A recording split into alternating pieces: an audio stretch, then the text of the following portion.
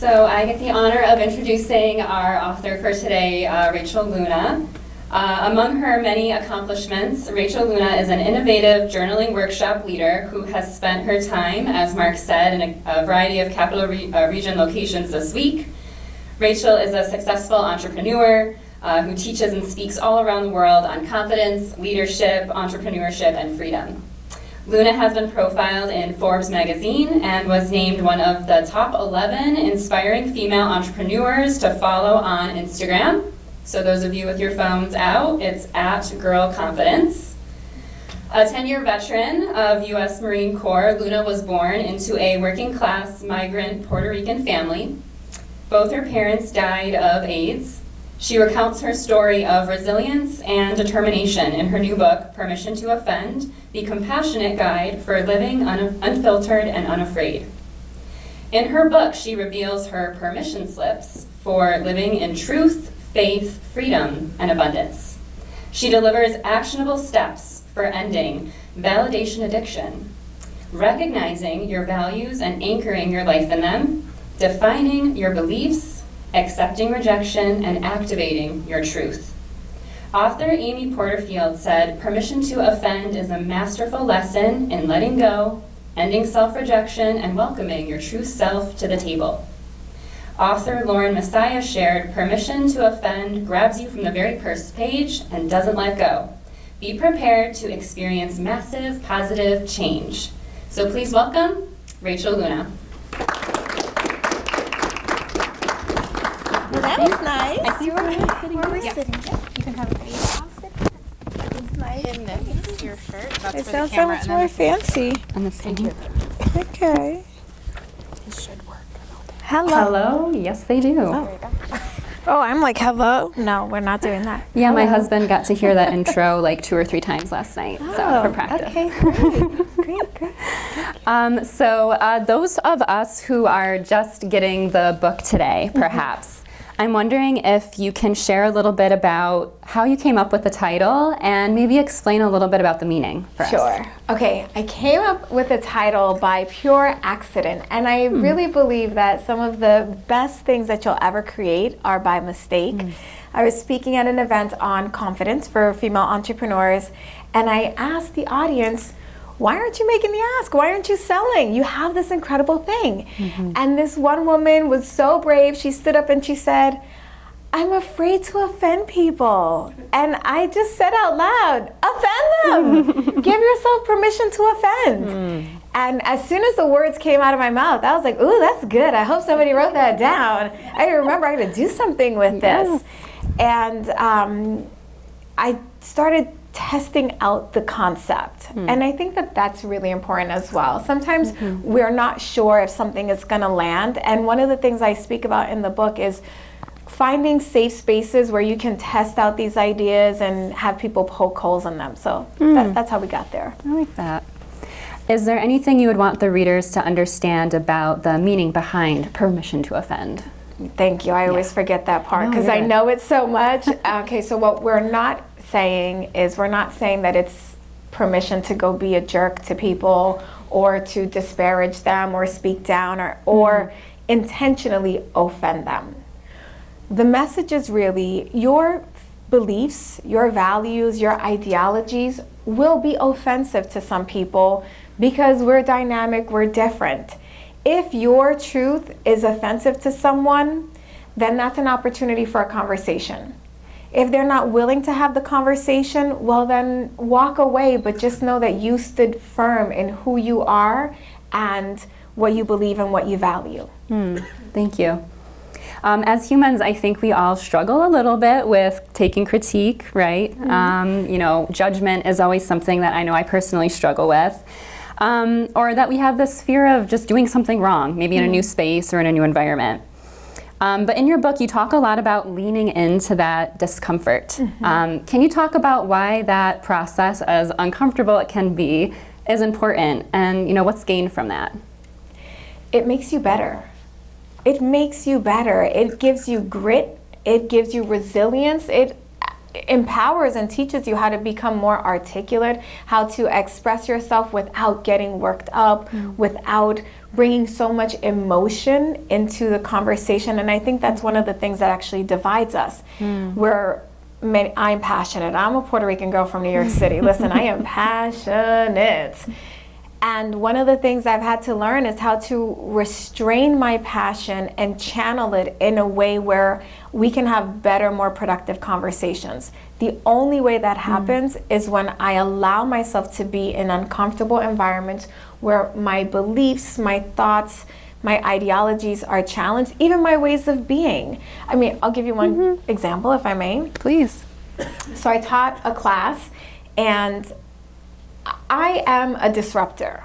Okay, I've written a whole book on disrupting, and I did what I do. I went in, I disrupted, I made people uncomfortable, and I got feedback of, you did too much. You took it a little too far. I didn't say it that way, but that's how I perceived it, right? And that's actually one of the things I speak about in the book, is just this whole idea that people will say something to you, and we will begin to tell ourselves a story about the experience. The feedback was very kind. It was, hey, this new group, we might want to do something different. Could you tailor it that way? It was very, very kind feedback. Yeah. My little Rachel, 4-year-old Rachel, with all her wounds and offenses and all the life experiences, was like, oh no, you did it again. You were too much and never enough, Rachel. And then I did exactly what I teach in the book, because here's the interesting thing, is that it's not that those thoughts don't come into your mind. It's not that the fear of rejection doesn't rise up. It's how you process it in the moment. And so I just said, okay, this is great feedback. You are going to go into environments where you do have to be more delicate. And you do have to assess who your audience is. And if we want to create community and connection, we do have to give ourselves permission to meet people where they are at. And sometimes it requires us taking a step in a direction that maybe we are not comfortable in. But that's where the value is. And that's where the growth and the enrichment is. So we made adjustments, and the next class was great. But I had to be willing to face that moment, that sting of rejection. So I had the pleasure to join you in a journaling workshop at Capital District Latinos, and I have to say, going through it with you, it really took my mind to places that I normally don't go and questions that I normally don't ask myself. So that term of disruptor, you were almost a disruptor in my mind. So I'm like, oh wait, we can ask myself that? Okay, let's keep going with this. So for people who are just starting their journaling journey, or maybe people who don't know much about it, can you tell us like what journaling is and perhaps what makes your approach to journaling unique? Okay, so that's chapter 9, by the way. So for those of you that have the book, we go into depth in chapter 9 there. There are a couple of ways to approach journaling. So, you have your periodic journal, which is academic, and then you have a diary. Has anyone ever kept a diary before? Okay.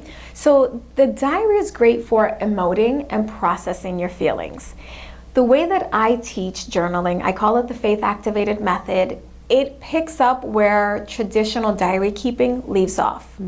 Because when you're done with the diary and you've processed what happened in the day, and you wrote down how you felt, and the dumb things your parents did or said, at least that was a lot of my diary entries growing up, that only gives you more of what you've already gotten.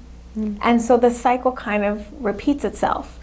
But the way that I teach it, I call it the faith-activated method, not because it is associated with any deity. It's really tapping into your personal faith, activating belief in yourself, cultivating that good self-concept. A lot of people think that what they're lacking is self-confidence, and it's not. It's self-concept, and really being able to see themselves as powerful and intelligent, articulate, expressive, whatever area that they think that they're lacking in.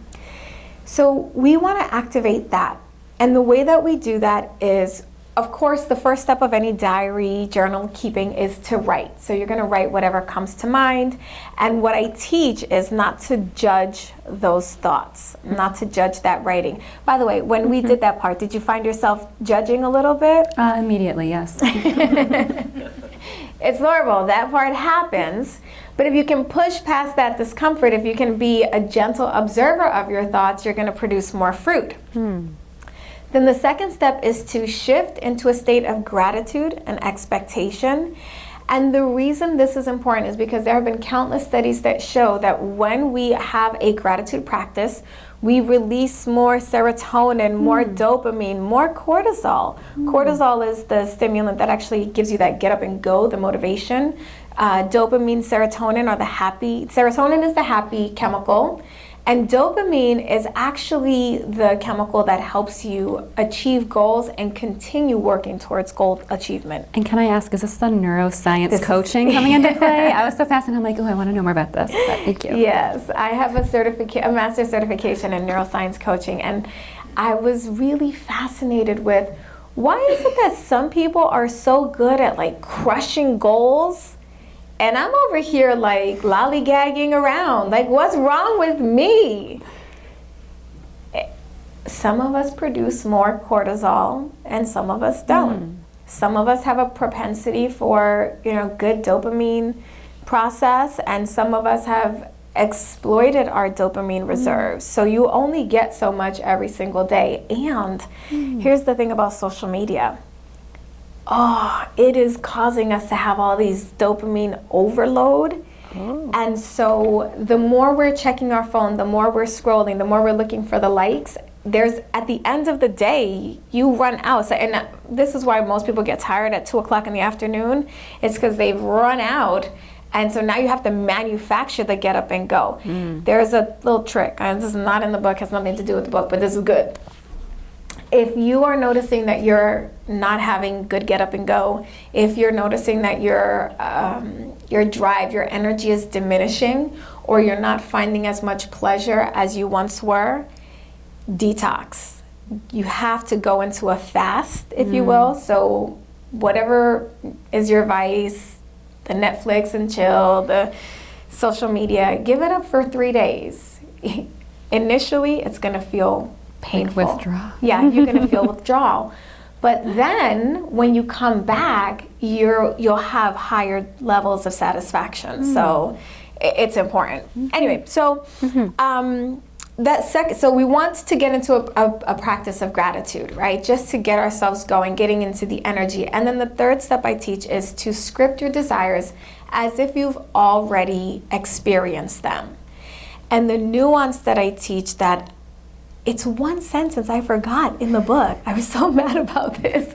So I'm so glad that you're here and I get to share it with you all, even if you have the book. But the nuance is that when you do this final step, you are as detailed as possible in the actions that you think you might have taken to get the outcome. Yeah, I love the actionable steps that you have. It's such a practical guide, and you're a weaver of like personal stories, research, lived experience, and then you have those steps right there, and it comes together so well. Thank you. So you've been all over the place, right? Doing these journaling workshops. I'm wondering, can you share with us maybe like the top 3 hurdles or reasons why people don't journal, and how you might challenge that thinking or reframe that thinking to start journaling? Well, the number one reason I hear people tell me that they don't journal is, I'm just not a good writer. And you don't have to be a good writer to journal. You do not have to have any kind of grammar, punctuation. You don't have to have good handwriting, because this is not a work that is going to be on public display. In fact, I encourage ripping out your journal entries and just wadding them up, throwing them away, shredding them, especially if you have a concern that someone is going to find your journal. So that's the first thing. Get out of your head and stop thinking that it needs to be perfect. Do we have recovering perfectionists in the house? Oh, just me? Yes. Okay, got it. It's just me. Hey girls. They've been to every event, and I'm so grateful. Oh. Yeah, thank you for your commitment to the message. So Perfection out the window, just right. The second roadblock I see people give me is they say that they don't have enough time. And that's a cop-out. You have plenty of time. We have more time in the day than we let on. Two things are happening. One, you think that journaling is a waste of your time, that you need a lot of it. You don't. 5 to 10 minutes a day can be incredibly powerful. So give yourself that gift. And number two, if you feel that you don't have the time, you don't have a time management problem, you have an energy management problem. Unless you're working 3 jobs and going and taking a full course load and have kids, then okay, maybe, and in that case, we should look at that and maybe give yourself a little support there. So you have an energy management problem. And how do we manage our energy? Well, we first start to examine what are the things that fill us up and prioritize doing that before a task that you dread. Because if you're, my daughter calls them powering up. She's like, I'm gonna power up real fast, Mom, and then I'm gonna do it. And Does she have a noise for that? Power up? No. Power up, Mom. No, No? She has this little, I'm not gonna do it, but she does this like little kick thing, and I can't do it, but she'll say, I'm gonna go power up, Mom, and she does this little jump and whatever. Cute. And it's interesting too, because she's 14, Oh, wow. Okay. and she's come to the awareness, the recognition in this work of, Mom, at the end of the day, I need to stay after school for 30 minutes and hang out with my friends because that's where I get my energy. She said, and one time I picked her up, I was like, we gotta go. She's like, Mom, my energy, you don't understand. I'm not gonna be able to do my homework tonight. I was like, are you kidding me? She was like, that's my power up. I was like, respect. I understand. I understand the assignment now. So figure out what your power up is. I love that. Do you have anyone in doing the research who was most influential for you? Oh gosh, a couple of people. I would say Wayne Brown, my therapist. I call him my little Waynie Pooh. He doesn't like it, but I do it anyway. Wayne was really instrumental in helping me write the book. I mean, he didn't help me write the book, but in helping me process my thoughts and allowing me to think differently. There's one thing in the book that I talk about. Thank you for that unnecessary thought. I am a triple negative breast cancer survivor, and I was diagnosed in July of 2019, and the tumor was multiplying at 93% per day. So it was very aggressive, and triple negative has a high risk of recurrence, meaning that you might survive it and then it may come back, and it's scary. Bottom line is scary. So I was healed from breast cancer miraculously in 30 days. Wow. And that too is scary, because I started to watch all the people around me that I had gone to the hospital with not make it. And I was having a lot of anxiety, and I was waking up. I was doing all the things. I was journaling, I was working out, I'm juicing, I'm doing everything that I know to do. I'm using the neuroscience, and none of it is working. And I thought, how could this be? I have all the tools. Why am I still so anxious? And I'm a woman of God. So now I'm really getting mad at myself, because I don't trust you, I don't trust me, I don't trust the vegetables. Who can I turn to? So I have this conversation with Wayne, and he says, Rachel, it's very simple. Just say thank you for that unnecessary thought. Now remember, I'm a passionate Puerto Rican, so I was like, Wayne, really? That's what you have for me today? I'm afraid of dying, Wayne. And you're telling me to thank the unnecessary thought? What he meant by that was, this is a story that he gave me. He said, imagine you're at a restaurant and you have all the utensils, the salad fork, the shrimp fork, the soup spoon, the dessert spoon, the knife, the butter knife, the steak knife, the whole array. And the waiter comes by and offers you a fork. You don't need a fork. It's there. So you can just say, thank you for that unnecessary fork. I said, who says that? Who says that to the waiter, thank you for the unnecessary fork? You would just say, no, thank you, or I'm good. He goes, you would say, thank you for the he was so patient. You would say, thank you for the unnecessary fork because you don't need it. And if you just, you could say to the waiter then, I would prefer it if you would bring me a glass of water because I need water, but I don't need a fork. And he said, and you could just say that to your mind. You could just say that to your unconscious mind. The conscious mind is going to reject these things, okay? Conscious mind is always looking for logic, reason, and meaning. And that really frustrated me because my conscious mind was like, yes, exactly, logic, reason, and meaning. That makes sense to me. And what he taught me more than anything was that if we are willing to tell ourselves the stories, not for our conscious mind, but for the unconscious, we'll make better progress. We'll have better journal entries. We'll have a better outcome. So he said, just try it. Anytime a thought comes in that is an intrusive thought, whether you're journaling or thinking it, say, thank you for that unnecessary thought. I prefer it when you serve me. And ask your mind to send you a different thought. Cassie, it worked. It worked. And I, first of all, by the way, I felt very dumb. I felt very, very foolish doing it, but I was so desperate to be free from this fear and anxiety. And I think that that's an important perspective as well. You have to be tired of yourself and your BS shenanigans before you make a change. I hope I hope that people would change before they get to that rock bottom moment, but one way or another, right? You gotta decide enough is enough. So I start going around, these intrusive thoughts are coming in, and I'd say, thank you for that unnecessary thought. I prefer when you serve me thoughts about how healthy I am and how vibrant I am and how all this juicing is making your girl's skin glow. Can we talk about that, unconscious mind? And I just started talking to myself like my best friend. And this was an important moment. For months I had been waking up anxious every single day. Every bite I ate, I thought, is this the bite of food that's going to trigger something? And I had been doing the thank you for that unnecessary thought and rolled around my 3rd year anniversary.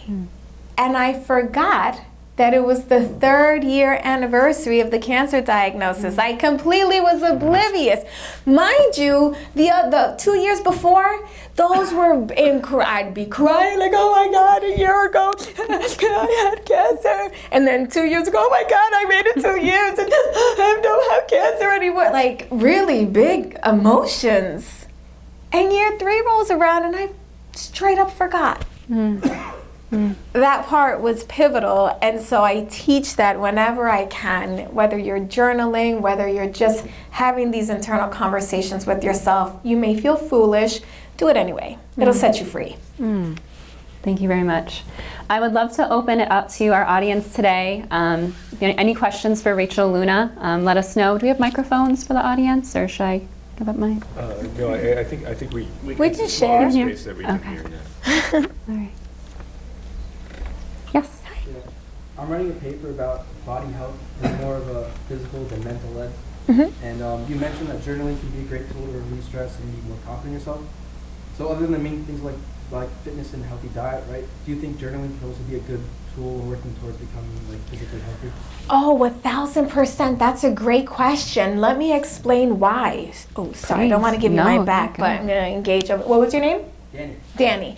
That's a fantastic question. So there have been so many fascinating studies about the power of the mind and how the mind affects the body. This is gonna sound really crazy, but listen, I am a disruptor, so a lot of things I say may sound crazy, but you could trust but verify. So when I got diagnosed with breast cancer, I used my journal for a lot of the healing, and at 4:30 in the morning every day I was waking up, I was praying, I was journaling, and I was writing in my journal, heal yourself body, immune system, do what you were designed to do, white blood cell counts, get activated right now, attack this tumor. I was writing it every single day, and there was a part of me that was like, this is kind of silly, like I think this But I knew the science and I knew the research. So 3 weeks go by, I'm on the operating table, they cut me open, they take out the cancerous tumor. My doctor comes in, God bless her, Dr. Beth, and she says, it all went well. You know, there was something interesting. She said, I've been doing this for a long time, she's the head of surgery, by the way, head of oncology. She said, I've never seen this before. You had an unusual amount of lymphocytes around your tumor. I said, what does that mean?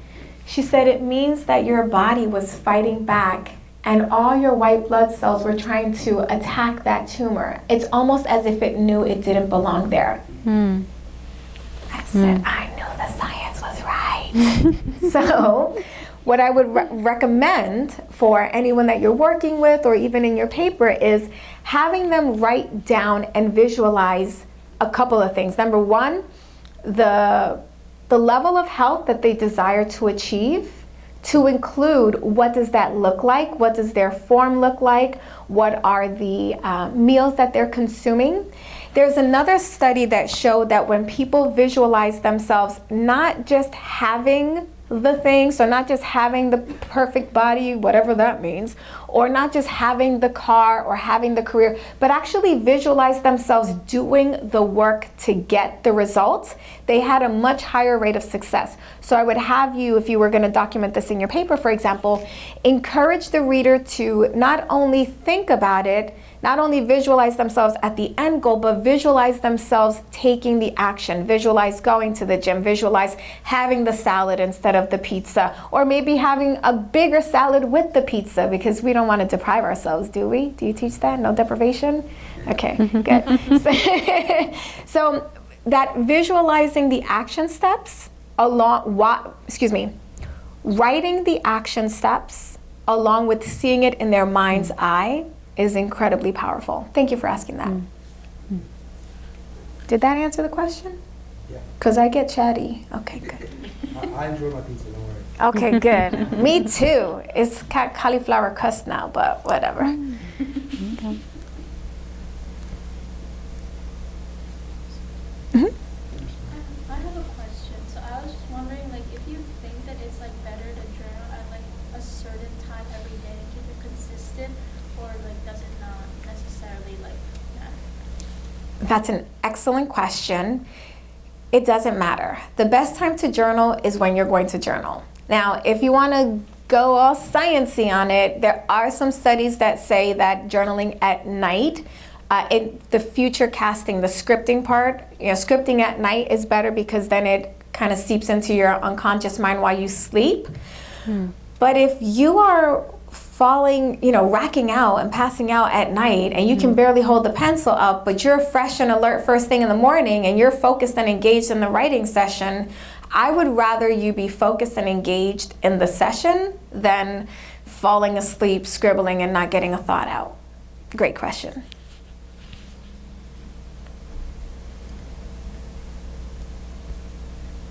When I used to teach in 2 jails, and I taught job skills, and when I was first doing it, I saw someone speaking, and she said that she always started her classes with her students doing 5-minute write.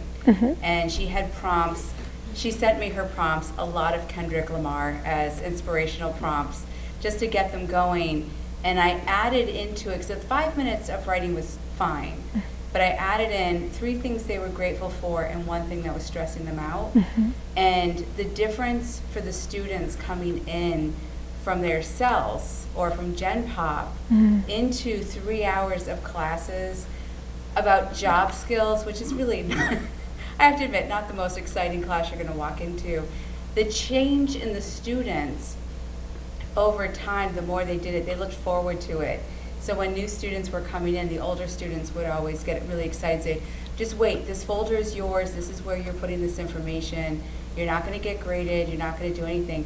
And it really made a big difference for a lot of them over the time. So you're talking about that, I'm thinking of them, and when they went to leave, that was one of the major things they asked to take with them was, can I have my writing? It wasn't saying it was going to be published or anything, but it was just, it meant something to them. And I told them they never had to share what they were writing down, but they did have to share what they were grateful for. And they had to say it out loud, even if it was only this one thing 3 times. They had to say it, and it really bonded the people in the room together, and it just made a big difference. So everything you're saying, I'm like, oh yeah, absolutely. 5 minutes can make all the difference. 100%. And actually, something that you said just jogged my memory, the concept of saying it out loud. There is a wonderful app called Think Up. It's free. I recommend it. And one of the things that I write about in the book are affirmations. Now, a couple of things about affirmations.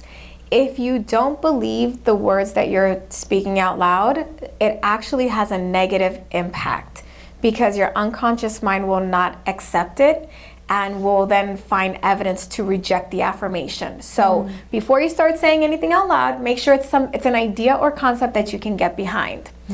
Now, then from there, if you get this app called Think Up, it allows you to write your affirmations, and then you speak them. It records it and it plays it over music. And studies show that when you hear your affirmations in your own voice, they're more likely to stick with you and impact you. So that could be a really great step up, is having them say it out loud, but making sure that they, not just the gratitude piece, but also the affirmations. Great point. Oh yeah, I see one in the front and one in the back. What inspired you to write your book? Honestly, I didn't want to write a book. I did, but I didn't. Okay, low key, I didn't want to write the book for free, because I had already written a book before, and it's a grueling process, and I wanted to get paid for my time and my energy. So I tell that part of the story because I always want to remind people that you are worthy of being massively compensated for your divine skills and talents. And it's okay for you to ask for what you want, ask for that paycheck, ask for that pay raise. So that was the first thing. I kind of pushed it off to the side, but then 2 pivotal things happened. One, I mentioned I have 2 daughters, and my oldest daughter, she's got a brave soul, but she is presenting as a shy, timid child. And she just was not speaking up. People were starting to take advantage of her. And I remember looking at her, I said, but you're my kid. I don't get it. Your mama is such a big loudmouth. And she goes, and I don't like that, Mom. She said, I don't like when you do that. And then my youngest, I'm outspoken. If I see an injustice, I'm gonna call it out. My youngest was like, please don't do it, Mom, please. And one time we were driving by I was heated, and I looked at her and she went like this. I said, don't worry, baby, I'm not gonna do it. My tongue will bleed before I speak for you, but just know if you weren't in this car, I'd be lighting them up. And so I understood in those moments and in those interactions that my children, they didn't want to hear it from me at this stage. So I thought, I'll write a book. At some point, they'll get to an age where they'll be interested to hear what I had to say, because that is the journey of all of us. At some point, we actually do care to know what our parents were thinking and why they were thinking it. So my first motivation was, if I could write a book that teaches and distills everything that I've been teaching my students for the last decade and leave that as a legacy for my children, then that would be cool. And then I had a client who she got a book deal, and she was like, where's your book deal? I was like, girl. She was like, your client can't have a book deal and you not have a book deal. Let's go, Luna. And when she said it like that, I was like, I guess. And she said, what about permission to offend? And she was so passionate. And then she just looked me in the eye and she said, God bless you. Yeah. She didn't say that, but God bless you too. I'm just kidding. So she said, look, you have helped me so much. You've got so much to share, and there are so many people who will never be able to afford to work with you.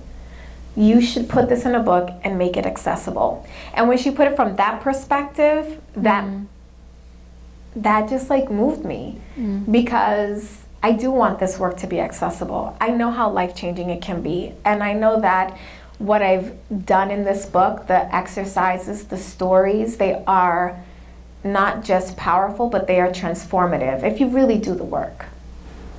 On that topic of accessibility, since COVID, if or even through it, mental health care issues in like Black and Latino communities have been on the rise.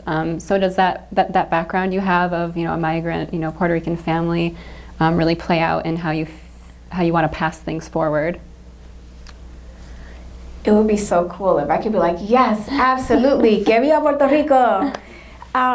But no, that wasn't a driver for me. And I think, and this is such an interesting question. I feel I'm getting very vulnerable right now. I almost feel naked up here, but that's something that I've really been exploring in my own journaling, is my identity as a Latina woman. Because when you grow up with migrant parents, they want you to assimilate to the culture that you live in. And even though my mom that raised me, incredibly proud Puerto Rican woman, we always went to the Puerto Rican Day Parade on Fifth Avenue every year. We went to Puerto Rico multiple times a year. So it's not that we were ever told not to participate in the culture. But I remember her saying, I don't have an accent. And I was like, you kind of do, Mom. No, I don't. I'm like, I would say other choice words. I'm measuring my words here. But I remember she'd get so offended if I mentioned anything about her being Puerto Rican and culture. And there was almost this is this is how she would stand up, I can't describe it in words, but the feeling that I took away from that was assimilate to the culture, rise above. Our family comes from humble beginnings, like shoes that talk. You know what shoes that talk are? It's when they cut the front off so that the feet can keep growing, right? That was there. My mom comes from a family, 12 brothers and sisters. They didn't have food for they always had a little bit of food, but it was so tight, And so the dream was always be better than that, right? We're not gonna, no te rebajes, that's what she would say. Don't go down. And for some reason, I made that mean don't go down to the people from el barrio. You know the barrio? That's a Spanish Harlem, Don't be like that.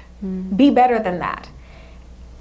And it was challenging because that looked fun, and my father, who I saw intermittently, he lived in the Bronx, in a less than desirable area of the Bronx. And when I would go see him, we would play kick the can and stickball. And we found a lot of delight in government cheese. Listen, you haven't had good cheese until you have cheese from the box. I don't know what they put in it, but it's delicious. And I remember one time, Cassie, after a visit with my dad, going home and saying to my mom, Ma, can you get the cheese in the box? Ese queso de Volvea. She yelled, that's welfare cheese, that's welfare. And she was so mad. And I was like, but it's better than the Kraft singles. What do you want me to do? So I grew up with this polarity of, I saw where my father lived, I saw where my sister lived with her parents. They too were on food stamps and welfare. And then I had this other life of privilege and, upper middle class or working middle class, whatever. I felt upper, right? And I never felt that I fit in any of those worlds. So I'm finding my way. And I hope that I always do give a voice to women of color.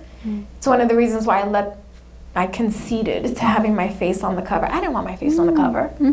I was like, no, they're gonna judge the book by my face. What if they don't like my face? They won't buy the book and they're not gonna get the breakthrough. Let's just have words. And we went back and forth, and they said, absolutely not. You're a Latina woman. We're going to represent you. Your face is going to be on the cover. And then I was like, my look is going to change. They're not going to recognize me. It doesn't matter. That's what you look like today. That's what we're putting on the cover. So I hope that my work does give a voice to Latinas, to women of color, to people of color. But I cannot, in all honesty, tell you that that was my motivation. Well, thank you for sharing that vulnerability with us. Thanks. I think we had one more question in the way back. Yeah, two-parter if you can. Okay. We've been trained to have instant gratification, but working with your methods, how quickly do you feel like you can do it without the skepticism? And the second part would be, you have a lot of clients. Is there a short story you can tell about a client that made these changes kind of quickly and just did that pivot? Yeah. Yeah. Yeah, I put that in the book. Okay, you said that without the skepticism. Skepticism is a choice. So are you going to choose to stay in skepticism, or are you going to choose to say, maybe this could work? What if it could? So that's the question I have people ask themselves. What if this could work? If this could happen for me quickly, how would it happen? And just give yourself permission to go into the abyss of maybe, possibility. And I would also say that, let me ask you this. Would you say that you can imagine a possibility? Okay, what if I said to you, if you don't imagine the possibility, you're not doing the work? Then it's not an accurate answer. If my answer is not accurate, or your answer? Mine. Because if you can't envision it, then you're not doing the work. Right. If you can't imagine the possibility, then you're not doing the work. So can you imagine the possibility? Yeah. Are you sure? I felt doubt. He hesitated. Well, there's always, skepticism that creeps in. But yeah, sure, yes. Okay. So hold on to that firm yes of yes, I'm going to imagine the possibility. When the skepticism comes in, I'm doing it again, I'm being skeptical. Can I imagine the possibility? Because if I don't imagine the possibility, I'm not doing the work. Am I someone who does the work? Do I have the characteristic, the fortitude, the grit to do the work even though it feels off? Okay. And then the second part was, how quickly can it happen? So I have an example here in the book from Erica. Erica was a client of mine. I just read this earlier today. How serendipitous. And Erica wanted to, what did Erica want to do? Erica wanted to get to the place where she was hiring people. Oh, is it not going to come? It is. Hold on. Examples. All right, I'm going to have to remember. I was going to try to read it for you, but basically, here's what happened. Erica wanted to get into this coaching program with another coach. It was a $10,000 thing. She wanted support in her business. So she does the journal prompt. What would happen if you fully believed in yourself and you had no hesitation or no doubt, which is perfect for the question that you're asking. So she starts writing, oh my gosh, I did it. I had a meeting with so-and-so and sorry. She said, I hired my first team member. I know that as soon as I hired my team member, I could actually have peace and ease and support. And then I joined Maya's program and I rocked it. I'm paraphrasing, right? A couple of hours later, she remembers a friend. She gets on the phone with a friend. Turns out the friend would be a perfect fit for the position that Erica wants to fill. She hires the friend on the spot, and I can report with personal authority that I saw Erica last month at the live event for that $10,000 coaching program. And it all happened in the span of a day. So it can happen. You just have to be open to the possibility. When we do this work, what happens is that your unconscious mind, the reticular activating system, starts to look for evidence of what you've just written. And so it will offer you up possibilities and ideas that your conscious mind wasn't allowing. It takes practice, but it works. Thank you. How are we doing on time? Maybe one more. I'd say a couple more questions. Yeah, one or two more questions from our audience today. Rachel, I have a question. Which one was your first book? Was it the Faith Activated or the other one? And is the Faith Activated about the journaling prompts, or is it? So the Faith Activated journal that I did, it's a physical, just journal prompts. That I don't consider that a book. It's just journal prompts, and that's a great little tool. The first book that I wrote was a self-published book I did in 2011 called Successful People Are Full of Crap. Courage, Resilience, Authenticity, Perseverance. A step-by-step guide to, I don't know, something. But it was a good book too, but I don't sell it anymore.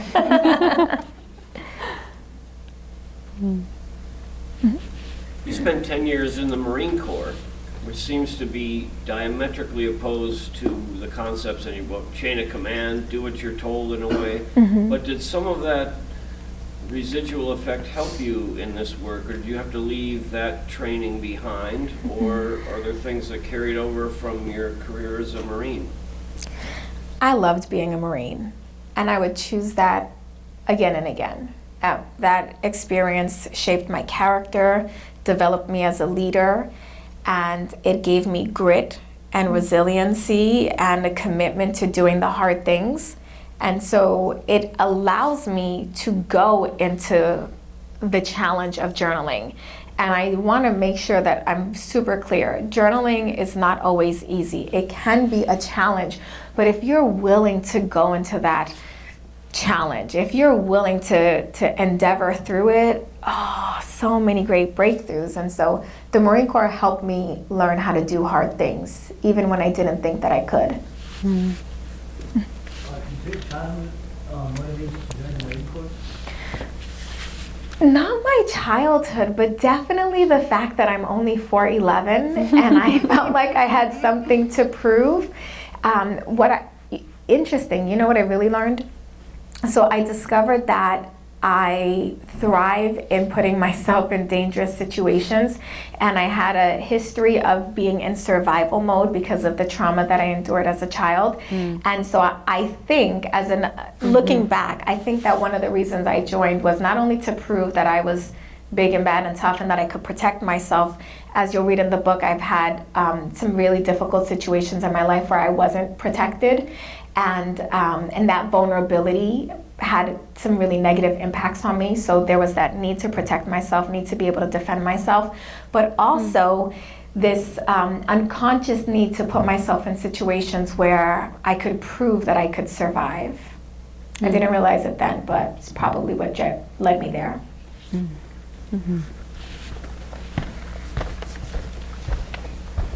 Well, like the Marine Corps, she helps us find the courage to do things that we didn't think that we could do. And I want to thank you all for coming. You will be able to get a book signed. If you're a student here, we do have some free books for you, which were purchased from the bookstore, so we're not cutting into their sales at all. Please give a thunderous round of applause and appreciation for Rachel Luna. Thank you so much. Thank you. And for Cassie, Andrusz, and Ching. Thank you.